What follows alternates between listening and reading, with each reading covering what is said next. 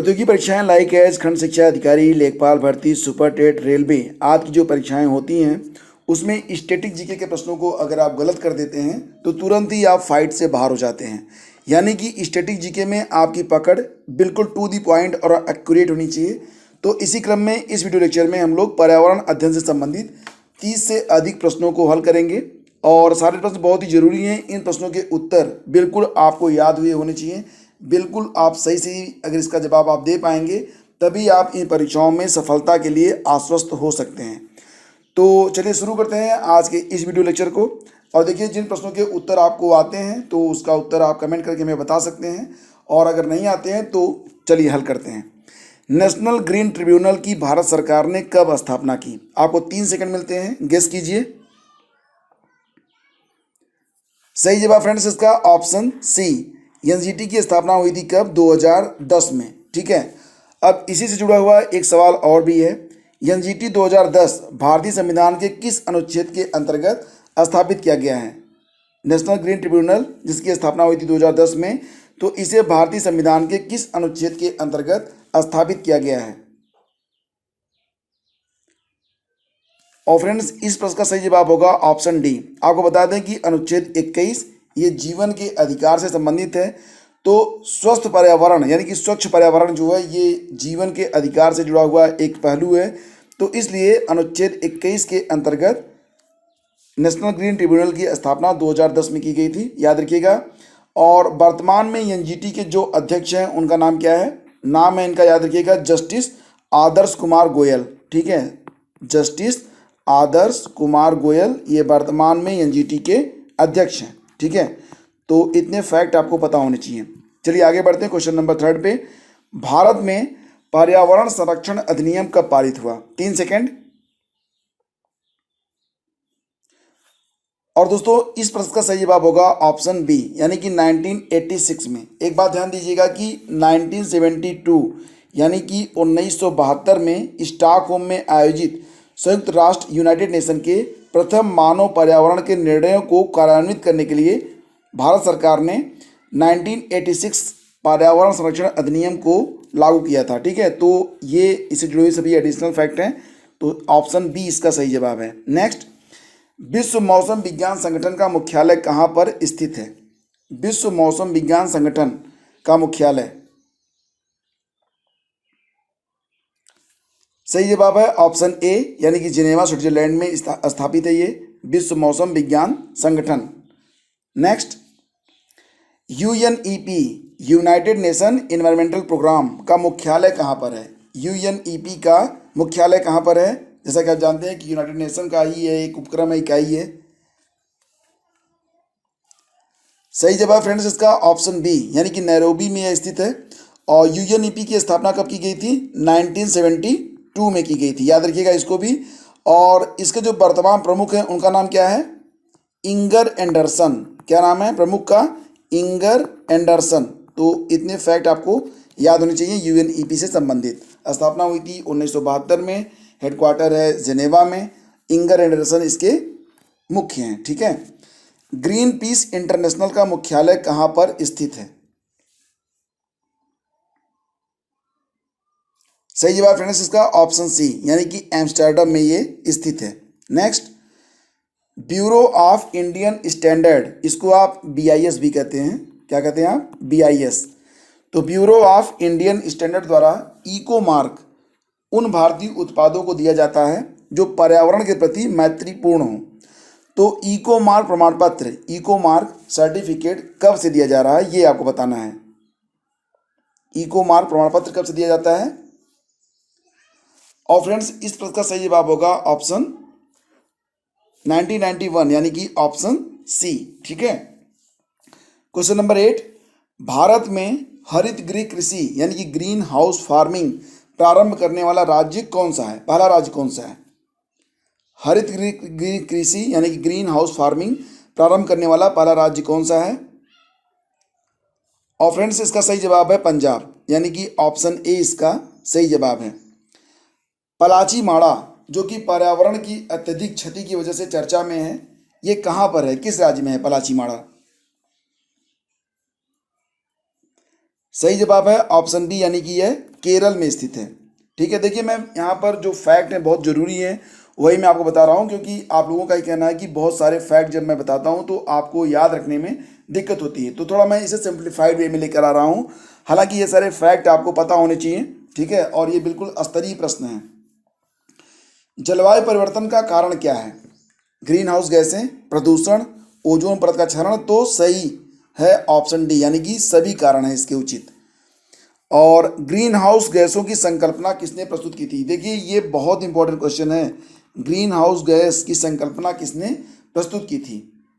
M S Swaminathan, M Chandi, Joseph Fourier या फिर अन्य? ऑप्शन सी जोसेफ फोरियर इसका सही जवाब है। वह देश जिसे दुनिया में कार्बन नेगेटिव देश के रूप में जाना जाता है। कार्बन नेगेटिव देश चीन, भारत, भूटान, बांग्लादेश। मतलब इससे फायदा भी है, नुकसान भी है। और ये गैस है कार्बन डाइऑक्साइड। ठीक है, तो यह एक ग्रीन हाउस गैस है जिससे पृथ्वी का तापमान बढ़ता है, लेकिन जो पौधे होते हैं इसकी उपस्थिति में ही अपना भोजन बनाते हैं। तो ये दोनों स्थिति में है, यानी कि लाभदायक है और हानिकारक है, दोनों है। मेथेन के स्रोत बताना है आपको कि मेथेन कहाँ कहाँ से पैदा होती है। मेथेन गैस ग्रीन हाउस गैसों में यह एक मुख्य स्थान रखती है। मेथेन गैस पालतू पशुओं से, कोयले की खान से, धान के खेत से, आग भूम से, यानी कि ऑप्शन ई इसका सही जवाब है। नेक्स्ट, ओजोन परत संरक्षण दिवस कब मनाया जाता है? Very very important question, guess कीजिए। सही जवाब है इसका ऑप्शन डी, यानी कि 16 सितंबर को। याद रखिएगा, ओजोन परत संरक्षण दिवस प्रतिवर्ष 16 सितंबर को मनाया जाता है। ठीक है, अब एक बात का ध्यान आप लोग और रखिएगा। ओजोन परत को सर्वाधिक नुकसान किससे होता है? ये प्रश्न भी कई बार पूछा जाता है। तो क्लोरोफ्लोरोकार्बन से सबसे अधिक नुकसान होता है। और वायुमंडल के ध्रुवीय भागों में ओजोन का निर्माण बहुत धीमी गति से होता है। अतः जो ओजोन है उसका क्षरण सबसे अधिक कहाँ पर दिखता है? ध्रुवों पर दिखता है। ठीक है, अब एक वेरी वेरी इंपॉर्टेंट क्वेश्चन आप लोगों के लिए, बताइए कि ओजोन छिद्र का निर्माण सबसे अधिक कहाँ हो रहा है? ओजोन छिद्र का निर्माण सबसे अधिक कहाँ पर हो रहा है? बहुत इंपॉर्टेंट है ये। सही जवाब है ऑप्शन डी, यानी कि अंटार्कटिका के ऊपर। याद रखिएगा, इसको बिल्कुल मत भूलिएगा। ठीक है, क्वेश्चन नंबर 17 पे आते हैं। ओजोन परत के रक्षण से संबंधित मॉन्ट्रियल प्रोटोकॉल कब पारित हुआ था? मॉन्ट्रियल प्रोटोकॉल ये कब पारित हुआ था? Question number 17। सही जवाब है 1 जनवरी सन 1980, ऑप्शन ए। 1 जनवरी 1980 को यह प्रोटोकॉल पारित हुआ था। भारत में वन्य जीव संरक्षण अधिनियम, ध्यान दीजिएगा यहां पर बात हो रही है वन्य जीव संरक्षण अधिनियम कब पारित हुआ? वन्य जीव। सही जवाब है दोस्तों इसका ऑप्शन बी, यानी कि वर्ष 1972 में। टाइगर प्रोजेक्ट 1973 में। भारत में वन संरक्षण अधिनियम, देखिए दोनों में अंतर देखिए। ये वन्य जीव संरक्षण अधिनियम है जो कि पारित हुआ था 1972 में। अब बात करते हैं वन संरक्षण अधिनियम।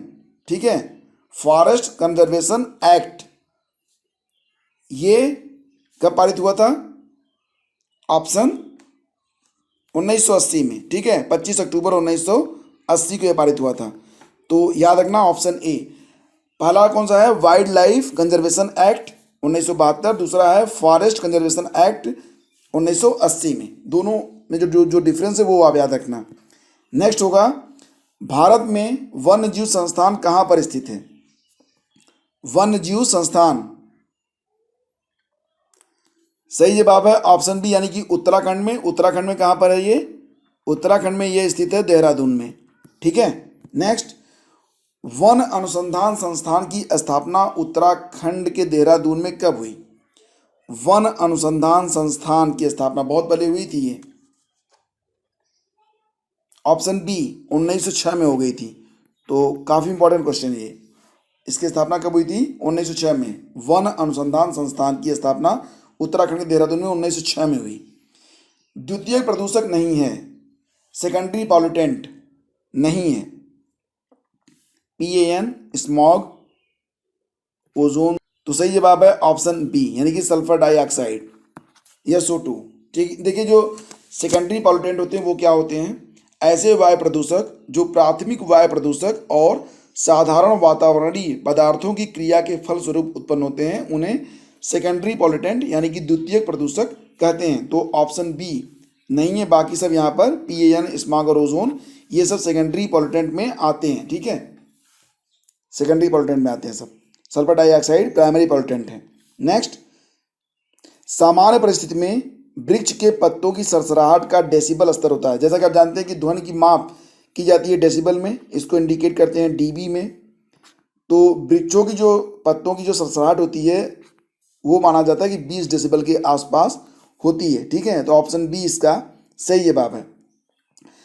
ग्रीन मफलर संबंधित है किससे? ग्रीन मफलर सही जवाब फ्रेंड्स इसका ऑप्शन बी, यानी कि ध्वनि प्रदूषण से संबंधित है। जहां पर ध्वनि प्रदूषण बहुत अधिक होता है तो वहां पर क्या करते हैं, ऊंचे ऊंचे हरे वृक्ष लगा दिए जाते हैं जिनको ग्रीन मफलर कहा जाता है, और इससे जो प्रदूषण होता है ध्वनि प्रदूषण वो बहुत अधिक विस्तारित नहीं हो पाता है, तो इसे कहते हैं ग्रीन मफलर। भोपाल गैस त्रासदी जिसमें MIC मिथाइल आइसोसाइनेट का रिसाव हुआ था, बहुत अधिक लोग मारे गए, तो ये घटना किस सन में हुई थी? बहुत बार पूछा जाने वाला प्रश्न है ये।